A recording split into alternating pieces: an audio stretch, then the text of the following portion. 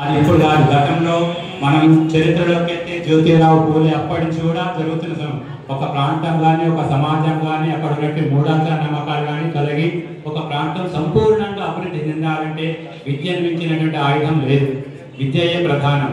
So ఆ విద్య ఈ ప్రాంతానికి అందించాలనేటువంటి తపన అప్పట్లో రాజేశ్వరరావు గారు అకుంఠిత సంకల్పంతో దాన్ని సాకారం చేయడం జరిగింది.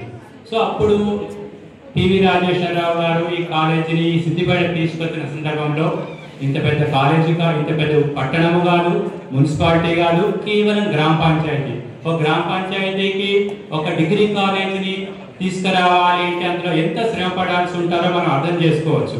తర్వాత ఆయన విజన్, ఇప్పుడు ఇంత పెద్దగా 36 మందితో స్టార్ట్ అయిన కాలేజ్ 3600 మంది విద్యార్థుల్లో జరుగుతుంది అని అప్పుడే ఆయన ఆలోచించి విజన్, ఆయన విజన్కి మనం అందరం చప్పట్లు కొట్టాల్సిన అవసరం ఎంతైనా ఉంది. అంత దార్శనికుడు అనమాట. అంటే ఒక రాజకీయవేత్త, అంత కమిట్మెంట్, అంత దార్శనికత ఉంది. అంటే ఆయన దార్శనికత గొప్పతనం, అదేవిధంగా కమిట్మెంట్. ఇక్కడ ఆ ప్రాంతంలో ఆ సమయంలో ఇక్కడ ఉన్నటువంటి ఇద్దరు రాజకీయ నాయకులు ఉద్దండులు ఎవరంటే గురువారెడ్డి గారు, రాజేశ్వరరావు గారు.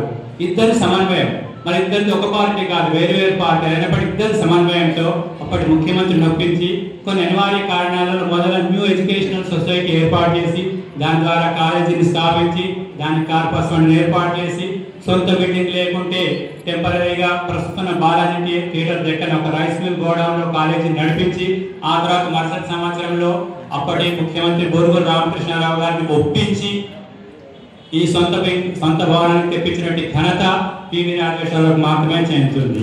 ఒక దశలో ఇక్కడ పెద్దలు చెప్పగా వినడం ఏంటంటే, ఒక దశలో ఇంత చిన్న గ్రామానికి కాలేజీ ఇవ్వడం కంటే నీకు మంత్రి పదవి కావాలా లేకపోతే కాలేజీ కావాలి అంటే నాకు కాలేజీ కావాలి, మంత్రి పదవి అవసరం లేదు. అటువంటి త్యాగమూర్తులు రాజకీయ చరిత్రలో చాలా అరుదు, చాలా అంటే చాలా అరుదు. బహుశా మనం చాలా అదృష్టవంతులం కావచ్చు. అటువంటి రాజకీయ నాయకులు మన ప్రాంతం వాళ్ళే అయి ఉంటారు. మనం రాజేశ్వరరావు గారు ఏం చేశారు, నాకు కాలేజీ కావాలి, మంత్రి పదవి వద్దు అన్నారు. తర్వాత మన చంద్రశేఖరరావు గారు కూడా ఏకైక ఎజెండా నాకు తెలంగాణ రాష్ట్రమే కావాలి, మరేమీ వద్దన్నారు. ఇటువంటి సింగిల్ ఎజెండాతో ప్రభుత్వాలను ఒప్పించి మెప్పించి తన పనిని సాధించుకున్నటువంటి గొప్ప వ్యక్తులు మన ప్రాంతంలో ఉండడం మనం చాలా అదృష్టవంతులం, గర్వకారణం కూడా మనందరికీ. తర్వాత ఈ ప్రాంతంలో విద్య మాత్రమే కాదు, వ్యాపారంలో కూడా అభివృద్ధి చెందాలి. వ్యాపారం అభివృద్ధి చెందాలంటే పారిశ్రామిక అభివృద్ధి జరగాలి. పరిశ్రమలు నెలకొల్పాలంటే విద్యుత్ చాలా అవసరం. కాబట్టి విద్యుత్ తేవడంలో కూడా ప్రముఖ పాటు విద్యుత్తును అందించినటువంటి ఘనత కూడా పివి రాజేశ్వరరావు చెందుతుంది.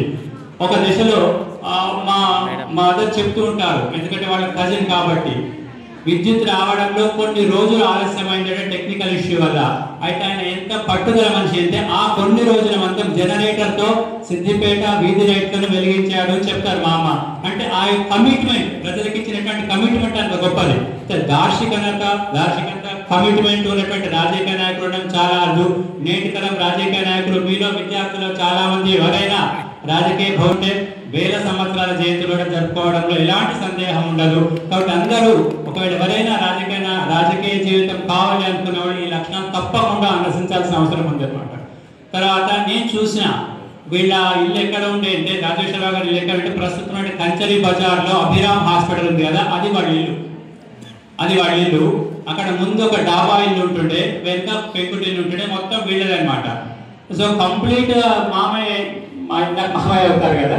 సో ఏంటంటే తను రాజకీయ జీవితానికి అంకితం, కుటుంబ బాధ్యత, కొడుకులు బిడ్డలు వాళ్ళంతా వాళ్ళ బాధ్యత చూసుకునేది అనమాట. అంటే వాళ్ళ కమిట్మెంట్ ఏంటంటే కుటుంబ బాధ్యత భార్య, కాన్స్టిట్యున్సీ బాధ్యత అంటే నియోజకవర్గ బాధ్యత భర్త, ఆ కమిట్మెంట్తో వాళ్ళు పనిచేసేది అనమాట. సో ఆ రకంగా కమిట్మెంట్తో పనిచేసేటువంటి రాజకీయ నాయకులు మనం అదృష్టంగా భావిస్తున్నాము. ఈ సందర్భంగా అవకాశం ఇచ్చినటువంటి పెద్దలందరికీ, పంటలి కుటుంబ సభ్యులందరికీ ధన్యవాదాలు తెలియజేస్తూ ముగిస్తున్నాను. Thank you sir.